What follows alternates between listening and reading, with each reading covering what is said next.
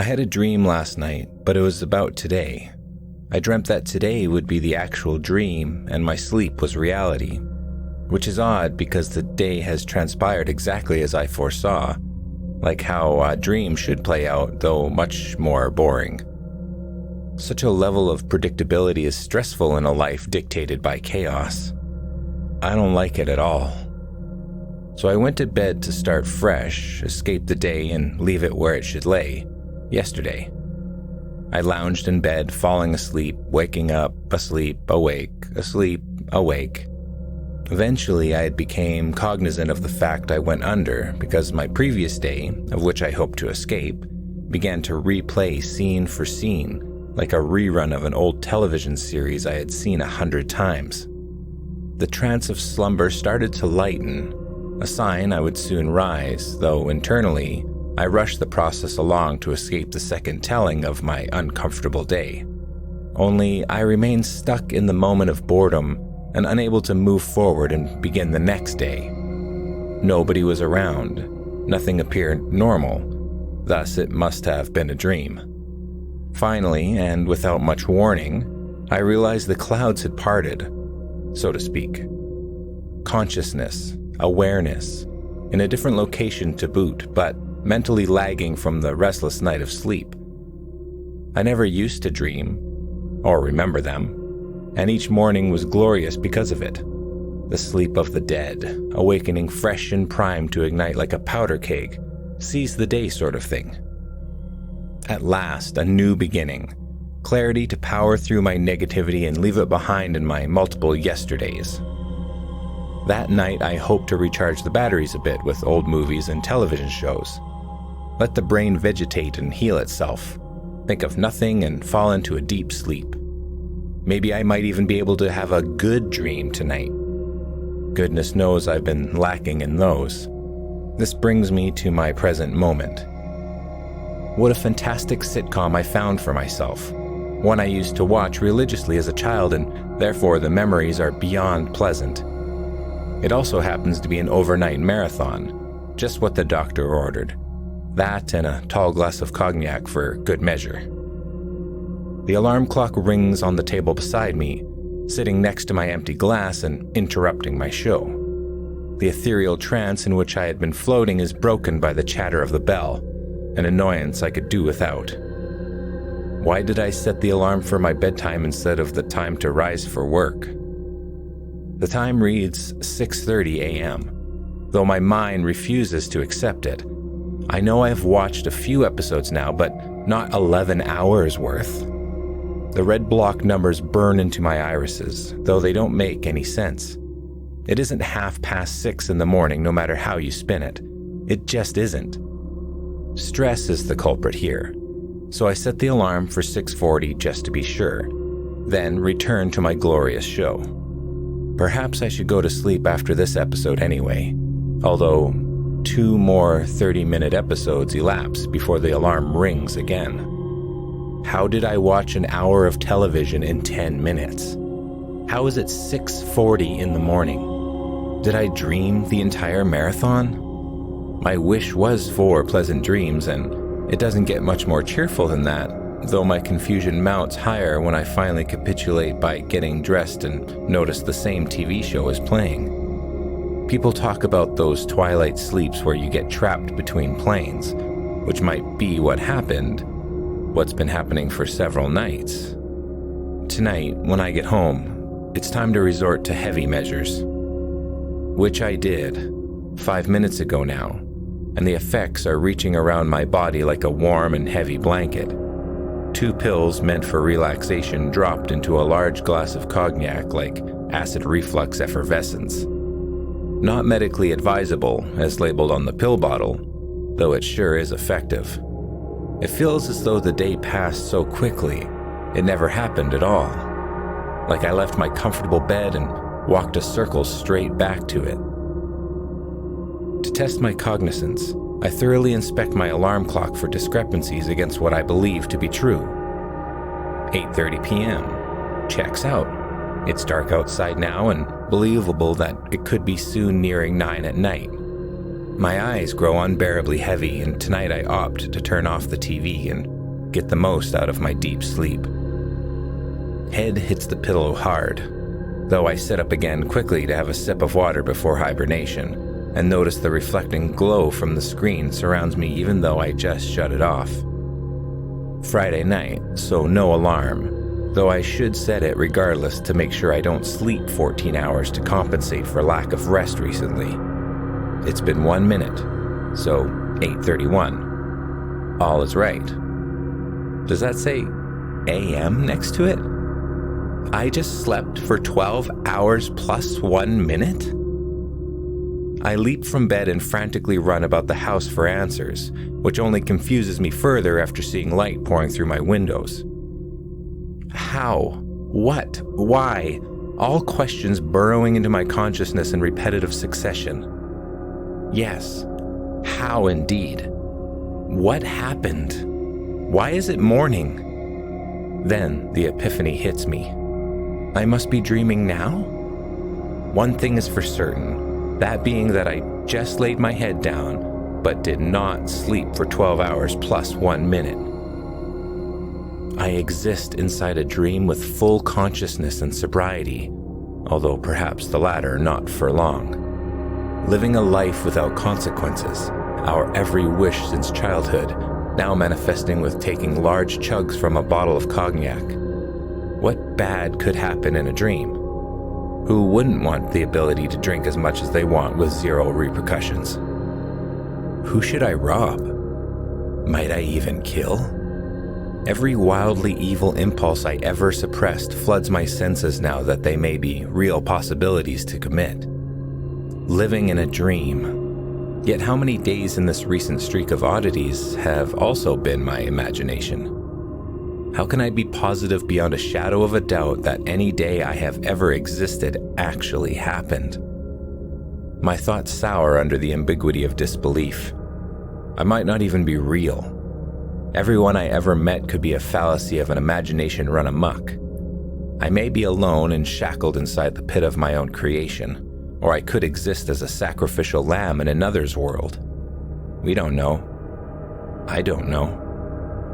Meaning as I know it is crumbling before me like a structure made of paper and soaked in water. Who gives a fuck? Nothing is real! I shout to the whole world, meaning me, as I guzzle the remnants of my trusty cognac bottle, practically fused with my hand, and gas the truck in reverse down the driveway. A little old man walking his dog decides to cross my sidewalk at an inopportune time, and I plow him over like a rabid bull. Never fear, for not even in my wildest dreams would I ever fantasize about harming a dog. So I scoop the good boy up into the cab and zoom down the road as if I was a renegade monster truck driver crushing everything in my path. Running over parked cars, dropped skateboards, and blowing through mailboxes, I'm a man flying down an open highway with no speed limit, nor law enforcement in sight. What else could I do? Impulse control is now about as real as the air I breathe into my nose in this truck made of my own nightmarish imagination. Sanity fades for lack of needing it, and I demolish the next pedestrian I see. How fun! Swerving from sidewalk to sidewalk, every walker on the street meets their end at the hands of my grill. This is the most fun dream I have ever been a part of, with the good fortune to be sitting behind the driving wheel, both literally and otherwise. I also happen to have racked up over 1,000 points on the road. The last unfortunate walker met his end after I launched my truck off the back of a 4-door sedan and landed on him while he fetched the morning paper. The downside being I rolled the truck in the process, but didn't feel a thing thanks to the Dreamscape. Or maybe the cognac? Possibly both. I crawl out of my burning 4-wheel drive and float down the street, still walking on physical feet but otherwise blissfully strolling. My street I have lived on for years, some of my neighbors whom I have tried to avoid at the mailbox. This avenue now lays in shambles, crushed and aflame but fixable the moment I wake up again. What a phenomenon. Burn the world and leave it for dead until I awake again to harmonious life. I can't help but laugh, though, At the sight of old man Marvin smashed on the sidewalk with tire marks on his robe and skin? Is it impolite to notify a neighbor you killed him in a dream? Another pedestrian walks down the street at a half-jogging pace. Hello, friend. Do you have a car close by that I can use? To use? I'm not just going to give it to you. He finishes, cut short by a haymaker to the jaw that knocks him out cold while I belly laugh over his comatose body. This is my world, pal, I add, digging through his pockets and taking car keys. I click the red alarm button to pinpoint the car's location and walk toward it. Nice ride. A sports car that easily takes me 100, 120, then 140 miles per hour through this single-lane residential street. The carefree thrill is exhilarating to say the least. I have never felt less chained, and possibly because this is the first time I have ever been literally without a care. A few unlucky houses devolve into pieces. I let go of the wheel of the car and close my eyes, gas pedal to the floor below. Not caring feels fantastic. It is impossible for the conscious human mind to fathom a complete lack of consequence or control, though many will claim to know. I am the god of my own existence, a great white shark in a paltry pond. The creation of life for my amusement and destruction is palpable for me, at least in this world. I was not a particularly powerful man in life, yet in here, I am the cosmos. The alpha, theta, sigma, and omega are all my whims and will, as well as everything in between those values. I will not grab the wheel again. I will not remove my foot from the accelerator, nor will I depress the brakes. I am a control freak in the real world, neurotic over every divisible detail until the minutiae of decision is too diluted to interpret clearly. I am responsible for horrible decisions and even worse outcomes. I have damaged relationships and relinquished opportunities for lesser prospects. No more. Control is given to the universe, which is to say myself while in this state. Take my hand and guide me through my own mire. The truck crashes through white picket fences and front yard fountains, over flower gardens and vacated children's toys. My mind refuses to manufacture entities without intent to kill them, and thus the world is empty. Another upturned lawn, another skimmed parked car. My vehicle and I are on a one-way drive to wherever that may be. A cliff approaches as my position shifts to an uphill climb. I open my eyes to observe this change, but see only white horizons in all directions. A blank canvas of a world to my eyes until my brain paints the details. Typically, unless I am incorrect, going up must mean down comes next. Nothing is real beyond a shadow of a doubt, and certainly not this roller coaster I find myself riding. Suddenly, the incline plateaus, then dissolves beneath my tires. Might it be the cognac again? But I open my eye regardless just to see my surroundings disappear while in free fall. I have felt this way 1,000 times before, falling through a dream, yet always waking just as I would be nearing the ground. It's coming. I can see it now. This dreamscape has been enjoyable, though I have destroyed enough to reach a level of boredom. Any second I will wake. Nothing has meaning in this realm, not even fun anymore. In that respect, I am ready to rise. Must be about to happen. The ground is dangerously close now. I close my eyes to facilitate the manifestation of a jump back to reality. Yet nothing happens for several seconds. And then it does. It does happen, like a jolt through my body and stronger than I remember. Sharp pins puncturing my body and head, smashing into several things, but I am awake. Sort of.